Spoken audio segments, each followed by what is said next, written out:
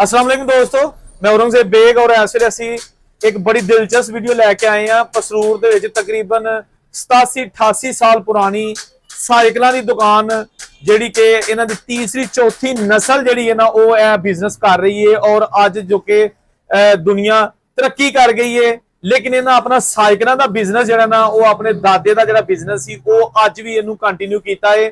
ਤੇ ਜਨਾਬ ਅਰਸ਼ਦ ਭੱਟ ਸਾਹਿਬ ਸਾਡੇ ਨਾਲ ਮੌਜੂਦ ਨੇ। ਇਹਨਾਂ ਦੇ ਬਾਰੇ ਜੇ ਦੱਸ ਦਿਆਂ ਕਿ ਮੇਰੇ ਕਲਾਸ ਫੈਲੋ ਵੀ ਹੈਗੇ ਨੇ government high school number 1 Pasrur ਚ ਅਸੀਂ 6ਵੀਂ ਤੋਂ ਲੈ ਕੇ ਤੇ 10ਵੀਂ ਤੱਕ ਇਕੱਠੇ ਪੜ੍ਹੇ ਆ। ਤੇ ਅੱਜ ਬੜੀ ਦੇਰ ਬਾਅਦ ਇਹਨਾਂ ਨਾਲ ਮੁਲਾਕਾਤ ਹੋਈ ਤੇ ਖੁਸ਼ੀ ਹੋਈ ਵੇਖ ਕੇ ਕਿ ਇਹਨਾਂ ਨੇ ਅੱਜ ਵੀ ਆਪਣੇ ਜਿਹੜੇ ਪਿਓ ਦਾਦੇ ਦਾ ਬਿਜ਼ਨਸ ਹੈ ਉਹਨੂੰ ਜ਼ਿੰਦਾ ਰੱਖਿਆ ਹੈ ਔਰ ਆਪਣਾ ਸ਼ੋਰੂਮ ਬਣਾ ਕੇ ਤੇ ਇੱਥੇ ਬੈਠੇ ਨੇ। ਇਹਨਾਂ ਨਾਲ ਗੱਲ ਕਰਨੇ ਆ। अस्सलाम वालेकुम भट्ट साहब। वालेकुम सलाम। की हाल चाल है? हाँ जी, शुक्र है अल्लाह का जी। बड़ी खुशी हुई है, बड़ी देर बाद मुलाकात साडी हुई है स्कूल दौर तो लैके। जी जी ऐसा जी। अच्छा मैनू ये दसो कि थोड़ा जिहा ਇਹ ਜਿਹੜਾ ਤੁਹਾਡਾ ਸਾਈਕਲਾਂ ਦਾ ਬਿਜ਼ਨਸ ਹੈ ਪਸਰੂਰ ਦੀ ਇੱਕ ਪਹਿਚਾਨ ਹੈਗੀ ਹੈ, ਇਹ ਸ਼ੁਰੂ ਕਿੰਨੇ ਕੀਤਾ ਸੀ ਤੇ ਕਿਦੋਂ ਕੀਤਾ ਸੀ?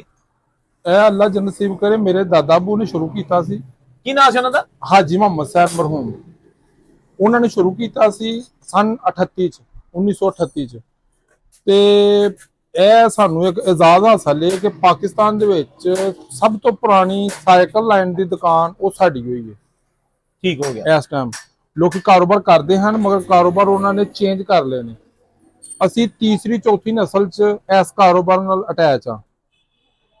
ਤੇ ਹਾਜੀ ਮੁਹੰਮਦ ਸਾਹਿਬ ਅੱਲਾਹ ਜੰਨਤ ਨਸੀਬ ਕਰੇ, ਉਹਨਾਂ ਤੋਂ ਬਾਅਦ ਮੇਰੇ ਵਾਲਦ ਸਾਹਿਬ ਹਾਜੀ ਮੁਹੰਮਦ ਅਕਰਮ ਭੱਟ ਸਾਹਿਬ ਮਰਹੂਮ, ਉਹਨਾਂ ਨੇ ਫਿਰ ਦੁਕਾਨ ਕੀਤੀ ਹੈ। ਕਿੱਥੇ ਕੀਤੀ ਸੀ ਬਾਤ ਤੁਸੀਂ ਸ਼ੁਰੂ ਤੋਂ ਤੇ ਉਸ ਤੋਂ ਬਾਅਦ ਕਿਸ ਤਰ੍ਹਾਂ ਸ਼ੋਭਾ ਦਰਵਾਜ਼ਾ ਚੜੀਏ ਨਾ, ਸ਼ੋਭਾ ਦਰਵਾਜ਼ਾ ਉੱਪਰ ਘਾਟੀ ਚੜ ਕੇ ਜੀ ਜੀ ਉੱਥੇ ਸਾਈਕਲਾਂ ਦੀ ਦੁਕਾਨ ਸੀ। ਬਿਲਕੁਲ ਚੌਕ ਜਿਹਾ ਜਿਹੜਾ ਚੌਂਕ ਚ। ਉਹ ਸਨ 38 ਤੋਂ ਲੈ ਕੇ 2004 ਤੱਕ ਉੱਥੇ ਰਹੀ ਹੈ।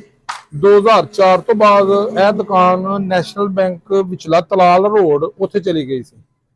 ਉਸ ਤੋਂ ਬਾਅਦ 2004 ਤੋਂ ਤਕਰੀਬਨ 2022 ਤੱਕ ਮੇਨ ਸਬਜ਼ੀ ਮੰਡੀ ਰੋਡ ਤੇ ਦੁਕਾਨ ਰਹੀ ਹੈ। ਠੀਕ। ਇਹ ਹੁਣ ਡਸਕੇ ਮੋੜ ਅਸੀਂ 2022 ਚ ਇੱਥੇ ਸ਼ਿਫਟ ਹੋ ਗਏ ਹਾਂ। ਅੱਛਾ ਭੱਟ ਸਾਹਿਬ, ਚਲੋ ਤੁਹਾਡੇ ਦਾਦਾ ਜਾਨ ਨੇ ਇੱਕ ਬਿਜ਼ਨਸ ਕੀਤਾ, ਤੁਹਾਡੇ ਵਾਲਦ ਸਾਹਿਬ ਨੇ ਬਿਜ਼ਨਸ ਕੀਤਾ, ਲੇਕਿਨ ਤੁਸੀਂ ਨਵੀਂ ਨਸਲ ਹੋ ਤੇ ਤੁਸੀਂ ਇਹ ਸੋਚਿਆ ਨਹੀਂ ਕਿ ਯਾਰ ਕਿਸੇ ਕੋਈ ਹੋਰ ਲਾਈਨ ਦੇ ਜਾਈਏ? ਤੁਸੀਂ ਕੋਈ ਮੁਹੱਬਤ ਕੀਤੀ ਹੈ ਆਪਣੇ ਬਿਜ਼ਨਸ ਨਾਲ, ਆਪਣੇ ਕਾਰੋਬਾਰ ਨਾਲ, ਆਪਣੀ ਫੈਮਿਲੀ ਦੇ ਜਿਹੜੇ ਲੋਕ ਸਨ ਵੱਡੇ? ਕੋਸ਼ਿਸ਼ ਇਹ ਕੀਤੀ ਹੈ ਕਿ ਅਸੀਂ ਜਿਹੜਾ ਹਲਾਲ ਰਿਜ਼ਕ ਹੈ ਨਾ ਉਹਨੂੰ ਤਰਜੀਹ ਦਿੱਤੀ ਹੈ। ਵਾਹ ਜੀ ਵਾਹ। ਕਿਉਂਕਿ ਮੇਰੇ ਦਾਦਾ ਬੂ ਇੱਕ ਨਾਂ ਹੈ, ਉਹਨਾਂ ਦਾ ਤਾਰੀਖ ਦੇ ਵਿੱਚ ਨਾਂ ਹੈ ਸਮਝੋ ਪਸਰੂਰ ਸ਼ਹਿਰ 'ਚ। ਤੇ ਅਸੀਂ ਕੋਸ਼ਿਸ਼ ਕੀਤੀ ਹੈ ਕਿ ਉਹਨਾਂ ਦੇ ਨਾਂ ਨੂੰ ਜ਼ਿੰਦਾ ਰੱਖਿਆ ਜਾਏ। ਹਜੇ ਵੀ ਮੇਰੇ ਕੋਲ ਕਸਟਮਰ ਆਉਂਦੇ ਨੇ, ਉਹ ਕਹਿੰਦੇ ਨੇ ਹਾਜੀ ਮੁਹੰਮਦ ਸਾਹਿਬ ਦੇ ਪੋਤਰੇ ਕੋ ਟਾਇਰ ਲਿਆ। ਹੁਣ ਅਸੀਂ ਆਟੋ ਪਾਰਟਸ ਵਾਲੇ ਵੀ ਨਿਕਲ ਗਏ ਆ। ਸਾਈਕਲ ਲਾਈਨ ਦੇ ਨਾਲ ਆਟੋ ਪਾਰਟ ਸ਼ੁਰੂ ਕਰ ਲਿਆ। ਸਾਈਕਲ ਨਹੀਂ ਛੱਡੀ? ਸਾਈਕਲ ਨਹੀਂ ਛੱਡੀ। ਵਾਹ ਜੀ ਵਾਹ। ਕਿਉਂਕਿ ਮੇਰੇ ਦਾਦਾ ਬੂ ਦੇ ਦੋ ਬੇਟੇ ਸਨ, ਇੱਕ 에ਅਰਫੋਰਸ ਚ ਚਲੇ ਗਏ, ਉਹ ਗਰੁੱਪ ਕੈਪਟਨ ਰਿਟਾਇਰ ਹੋਏ ਨੇ। ਤੇ ਉਹਨਾਂ ਦਾ ਇੱਕ ਬੇਟਾ ਇਸ ਟਾਈਮ ਬ੍ਰਿਗੇਡੀਅਰ ਨੇ। ਵਾਹ ਮਾਸ਼ਾਅੱਲਾ। ਇੱਕ ਬੇਟਾ ਕਰਨਲ ਰਿਟਾਇਰ ਹੋਏ ਨੇ ਮਾਸ਼ਾਅੱਲਾ। ਉਹ ਅਫੀਸਰ ਲਾਈਨ 'ਚ ਚਲੇ ਗਏ। ਤੇ ਅਸੀਂ ਜਿਹੜੇ ਆ ਉਹ ਸਾਈਕਲ ਲਾਈਨ ਦਾ ਜਿਹੜਾ ਦਾਦਾ ਬੂ ਦਾ ਕਾਰੋਬਾਰ ਸੀ ਨਾ ਉਹਨੂੰ ਅਸੀਂ ਤਰਜੀਹ ਦੇ ਕੇ, ਮੇਰੇ ਤੋਂ ਵੱਡਾ ਭਾਈ ਸੀ ਉਹ ਵੀ ਕੁਛ ਅਰਸਾ ਅਮਜਦ ਭੱਟ ਪਸਰੂਰੀ ਮਰਹੂਮ ਅੱਲਾਹ ਜੰਨਤ ਚ ਘਰ ਦੇ, ਉਹ ਵੀ ਕੁਛ ਦੇਰ ਉਹਨਾਂ ਨੇ ਸਾਈਕਲਾਂ ਦਾ ਕਾਰੋਬਾਰ ਕੀਤਾ। ਬਾਅਦ ਚ ਫਿਰ ਉਹ ਬਰੂਨੇ ਮੁਲਕ ਚਲੇ ਗਏ। ਫਿਰ ਉਹਨਾਂ ਦੀ ਅੱਖਾਂ ਦਾ ਮਸਲਾ ਬਣਿਆ, ਉਹ ਫਿਰ ਉੱਥੇ ਕੋ ਉਹਨਾਂ ਨੂੰ ਅਟੈਕ ਜਿਹਾ ਹੋਇਆ, ਉਹ ਫਿਰ ਫੌਤ ਹੋ ਗਏ। ਤੇ ਮੇਰਾ ਭਤੀਜਾ ਉਹ ਜਿਹੜਾ ਉਹ ਮੇਰੇ ਨਾਲ ਹੀ ਦੁਕਾਨ ਤੇ, ਉਹਨਾਂ ਦਾ ਬੇਟਾ ਠੀਕ ਹੈ ਮੁਹੰਮਦ ਸ਼ਹੀਦ ਭੱਟ, ਬਿਲਕੁਲ ਠੀਕ, ਉਹ ਮੇਰੇ ਨਾਲ ਹੀ ਦੁਕਾਨ ਤੇ ਹੁੰਦਾ। ਤੇ ਅੱਲਾ ਖੈਰ ਕਰੇ, ਉਹ ਕੋਸ਼ਿਸ਼ ਹੈ ਕਿ ਉਹ ਵੀ ਅਗਰ ਇਹ ਕਰਨਾ ਚਾਹੇ, ਉਹਨੂੰ ਹਜੇ ਟ੍ਰੇਨਿੰਗ ਕਰਨੇ ਪਏ ਆ, ਉਹ ਕਰਨਾ ਚਾਹੇ ਤੇ ਕੋਈ ਚਵਿੰਡੇ ਜਾਂ ਕਿਸੇ ਹੋਰ ਸ਼ਹਿਰ ਜਾਂ ਇੱਥੇ ਬ੍ਰਾਂਚ ਖੋਲਣੀ ਹੋਏ ਉਹ ਖੋਲ ਸਕਦਾ। ਅੱਛਾ ਭੱਟ ਸਾਹਿਬ ਮੈਨੂੰ ਇਹ ਦੱਸੋ, ਤੁਸੀਂ ਆਪਣੇ ਵੱਡਿਆਂ ਕੋ ਕੀ ਸੁਣਿਆ ਹੈ ਘੱਟ ਤੋਂ ਘੱਟ ਸਾਈਕਲ ਦੀ ਕੀਮਤ ਕਿੰਨੀ ਹੁੰਦੀ ਸੀ? ਘੱਟ ਤੋਂ ਘੱਟ ਜਿਹੜੀ ਤੁਸੀਂ ਸੁਣਿਆ ਖਾਂ ਤੁਹਾਡੇ ਦਾਦਾ ਜੀ ਦੇ ਬਾਰੇ ਜਾਂ ਕੋਈ ਵੀ ਹੈ, ਕਿੰਨੇ ਦੀ ਸਾਈਕਲ ਸਭ ਤੋਂ ਪਹਿਲਾਂ ਘੱਟ ਤੋਂ ਘੱਟ ਕੀਮਤ ਦੀ ਹੁੰਦੀ ਸੀ? ਤਕਰੀਬਨ ਮੇਰੇ ਦਾਦਾ ਬੂ ਨੇ 200 ਤੇ 78-80 ਰੁਪਏ ਦੀ ਸਾਈਕਲ ਸੇਲ ਕੀਤੀ ਸੀ ਨਵੀਂ। ਠੀਕ ਹੈ। ਤੇ ਉਸ ਤੋਂ ਬਾਅਦ ਫਿਰ ਜਿਹੜਾ ਨਾ ਉਦੋਂ ਫਿਰ ਵੱਡੀਆਂ ਸਾਈਕਲਾਂ ਬੱਚਿਆਂ ਵਾਲੀਆਂ ਤੇ ਨਹੀਂ ਸਨ ਹੁੰਦੀਆਂ ਨਾ? ਨਹੀਂ ਉਹ ਨਹੀਂ ਸਨ ਹੁੰਦੀਆਂ, ਬੱਚਿਆਂ ਵੱਡੀਆਂ ਸਾਈਕਲਾਂ। ਸਾਈਕਲ ਤੇ ਸਾਈਕਲਾਂ ਜਿਹੜੀਆਂ ਨੇ ਹੁਣ ਬੱਚਿਆਂ ਵਾਲੀਆਂ ਵੀ ਆ ਗਈਆਂ ਨੇ, ਮਾਡਰਨ ਵੀ ਆ ਗਈਆਂ, ਲੇਕਿਨ ਕੀਮਤਾਂ ਬੜੀਆਂ ਹੋ ਗਈਆਂ ਨੇ। ਉਹਦੀ ਵਜ੍ਹਾ ਹੈ ਕਿ ਮਹਿੰਗਾਈ ਦੀ ਵਜ੍ਹਾ ਨਾਲ ਹਰ ਚੀਜ਼ ਸਾਈਕਲ ਜਿਹੜੀ ਉਹ ਆਹਰ ਉਹਦੇ ਲਈ ਸਟੀਲ ਚਾਹੀਦਾ, ਲੋਹਾ ਚਾਹੀਦਾ, ਉਹ ਵੈਲਡਿੰਗ ਚਾਹੀਦਾ, ਕਾਰੀਗਰ ਚਾਹੀਦੇ ਨੇ, ਉਹਦੇ ਉੱਤੇ ਪੂਰਾ ਮਟੀਰੀਅਲ ਰਾ ਮਟੀਰੀਅਲ ਲੱਗਣਾ ਹੈ। ਉਹ ਜਿਉਂ ਉਹ ਚੀਜ਼ਾਂ ਮਹਿੰਗੀਆਂ ਹੋ ਰਹੀਆਂ ਨੇ, ਸਾਈਕਲ ਦੀ ਕੀਮਤ ਵੀ ਮਹਿੰਗੀ ਹੋਣੀ ਹੈ। ਕਿਸੇ ਫੈਕਟਰੀ ਵਾਲੇ ਨੇ ਉਹਨੂੰ ਰੇਟ ਨੂੰ ਕੋਲੋਂ ਤੇ ਉਹਨੇ ਨਹੀਂ ਨਾ ਬਿਲਕੁਲ ਹਾਂਜੀ ਬਿਲकुल सही। ਤੇ ਇਸ ਲਈ ਉਹ ਸਾਰੀ ਕਾਸਟ ਸਾਈਕਲ ਦੇ ਉੱਤੇ ਹੀ ਪੈਣੀ ਹੈ।